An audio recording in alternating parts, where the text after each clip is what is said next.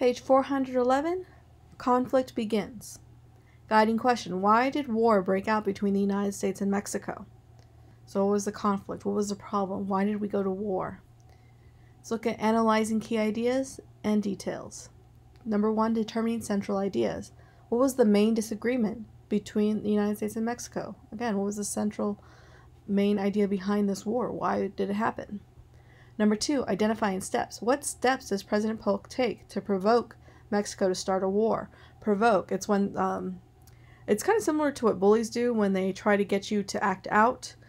When you provoke someone, you may say something mean to them, or you may shove them, or anything like that. You want to provoke a response. You want to get them to respond.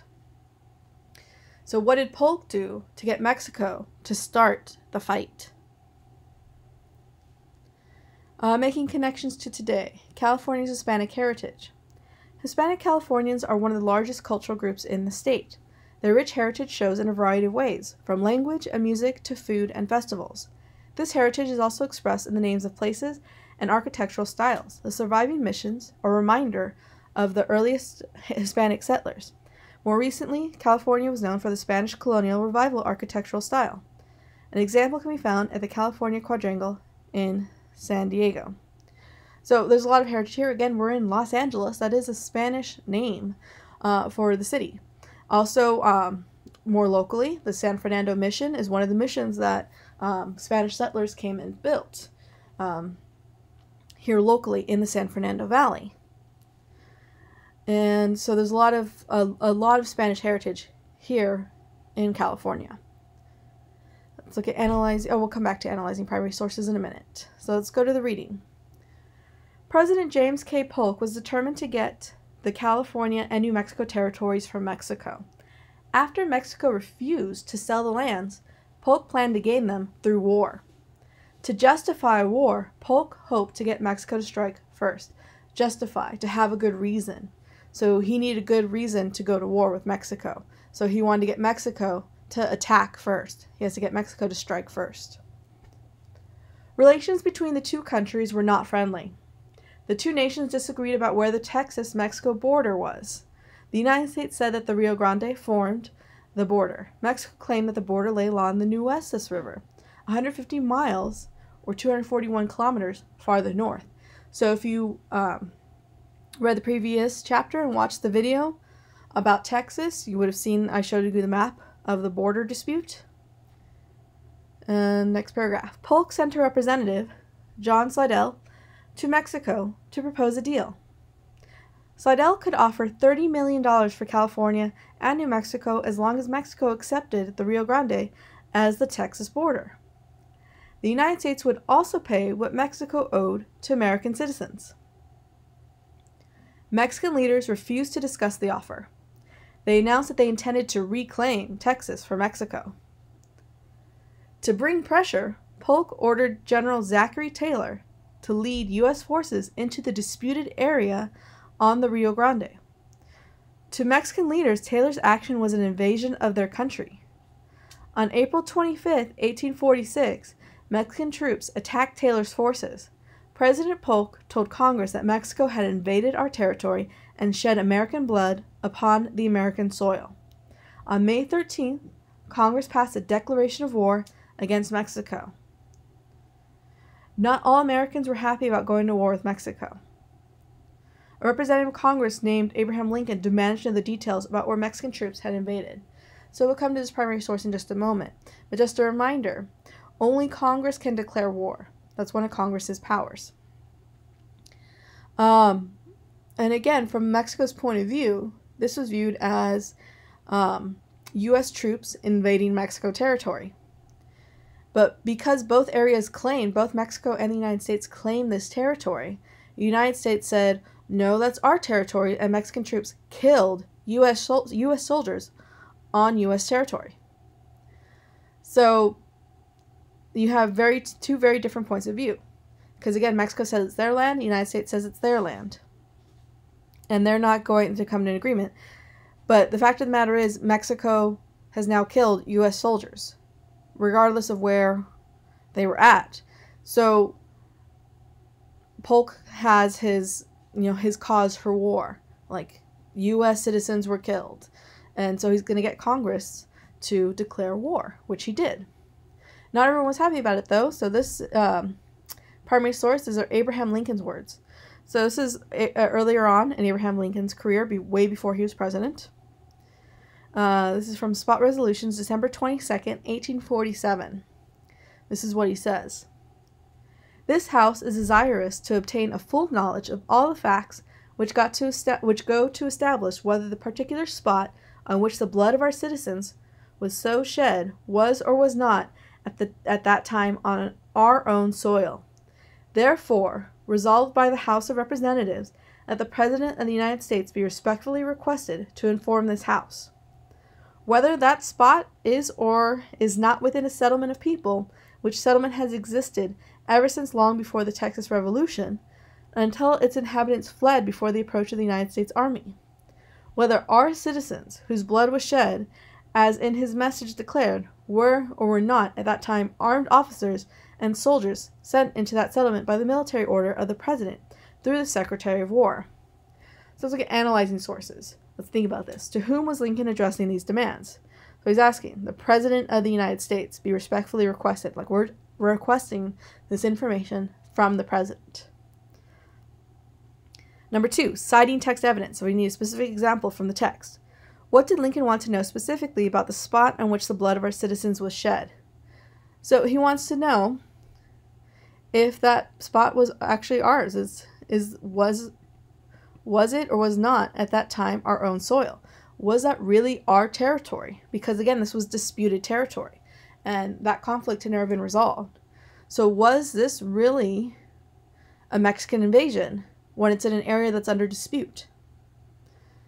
So again, this is not very clear. And from Mexico's point of view, the United States started the war. From the United States' point of view, Mexico started this war. So again, it's very, very complicated. Let's continue. Let's look at the making connections to today, the California Bear Flag. The state flag of California today is based on the bear flag created during the Bear Flag Revolt in 1846. So we'll talk about the California Uprising in a moment. Let's go to a war plan. Polk planned to defeat Mexico by accomplishing 3 goals. First, the United States would drive Mexican forces out of Texas. Second, it would seize New Mexico and California. Finally, American forces would advance into Mexico and capture the capital, Mexico City. By 1847, Zachary Taylor had accomplished the first goal. His army had captured all the important towns in the border area between Mexico and Texas. General Stephen Kearny made progress toward the second goal by marching his troops down the Santa Fe Trail. They captured New Mexico's capital, Santa Fe, in 1846 after the Mexican governor fled. Kearny then turned toward California. So before we go to the California Uprising, I do want to take a little closer look at the map on this page. Let's look at the title. This is about War with Mexico, 1846 to 1848. We have the legend here. It shows blue arrows, American troop movements. This is for American victory in blue, Mexican victory in red, and the ships represent a U.S. naval blockade. Blockade, you're blocking something. In a naval blockade, you're using ships to stop other ships from coming in. And those other ships may be bringing more soldiers, more supplies, things necessary for a war. So if you block their supplies, they can't get those supplies to their soldiers. So blockades are a very important military tactic in wars. Let's see. You can see, if take a moment, look how many American victories there are and how many Mexican victories there are. How might that impact the outcome of the war? And let's go ahead and go back to California. California Uprising. Even before war with Mexico officially began, American settlers in Northern California had begun an uprising. They were encouraged by American General John C. Fremont. The settlers had little trouble overcoming the weak official Mexican presence in the territory. On June 14, 1846, the Americans declared California independent. They renamed it the Bear Flag Republic, after the flag the rebels had made for their new nation. The Bear Flag Republic did not exist for long. Within a month, American warships arrived at the ports of San Francisco and San Diego to claim the Republic for the United States. Mexico still refused to surrender, even though it had lost New Mexico, California, and Texas. President Polk sent General Winfield Scott and his troops to attack Mexico City. They landed in the port of Veracruz and captured it after 3 weeks of fighting. They still need to travel 300 miles or 483 kilometers to Mexico City, fighting Mexican troops along the way. Finally, in September 1847, 6 months after Scott's forces landed in Veracruz, they captured Mexico's capital. Polk's plan for the war had succeeded. Let's take a closer look at John C. Fremont. 1813 to 1890. So born in 1813, died in 1890.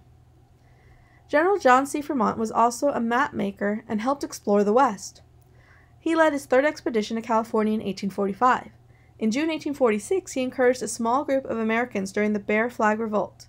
Fremont later wrote that he saw their actions as movements with the view of establishing a settled and stable government, which may give security to their persons and property. Peace terms. So before that, we're just going to look at the questions for checking for understanding. Number 1, describing what were Polk's 3 goals to defeat Mexico. Number 2, explain effects. What did the United States gain from the war with Mexico? So let's look at the peace terms. Defeated on February 2nd, 1848, Mexico's leaders signed the Treaty of Guadalupe Hidalgo. Mexico gave the United States more than 500,000 square miles, so about 1,295,000 square kilometers, of territory. What are now the states of California, Nevada, and Utah, as well as most of Arizona and New Mexico and parts of Colorado and Wyoming. Mexico accepted the Rio Grande as its border with Texas. In return, the United States paid Mexico $15 million and assumed $3.25 million in debts Mexico owed American citizens. With Oregon and the former Mexican territories under the American flag, the dream of manifest destiny had been realized. The question of whether the new land should allow slavery, however, would lead the country towards another bloody conflict. So is that word again, manifest destiny. This manifest means obvious, destiny means fate. So this obvious fate, it is the United States' obvious destiny that they're going to move all the way west to the Pacific Ocean, to California, which after the Treaty of Guadalupe Hidalgo, they did. So let's go over the questions again. What were Polk's 3 goals to defeat Mexico? We have that back on this page. It was first, let's see. Yeah, here we go. This is missing part of it. Where is that? Okay. Well, before this, there's a missing sentence up here. I can't see it. But first, the United States would drive Mexican forces out of Texas. So that was the first goal. Second, take New Mexico and California. Third, capture Mexico City. Those are the 3 goals to defeat Mexico, and he achieved all 3 goals. Number 2, what did the United States gain from the war with Mexico? They gained a huge amount of land. California, Nevada, Utah, most of Arizona, New Mexico, parts of Colorado, and Wyoming. So basically, all of this right here. So that was a very large piece of land, and that gave access to, more access to the Pacific Ocean. So we'll talk more about this in another video, and then I'll talk more about California next.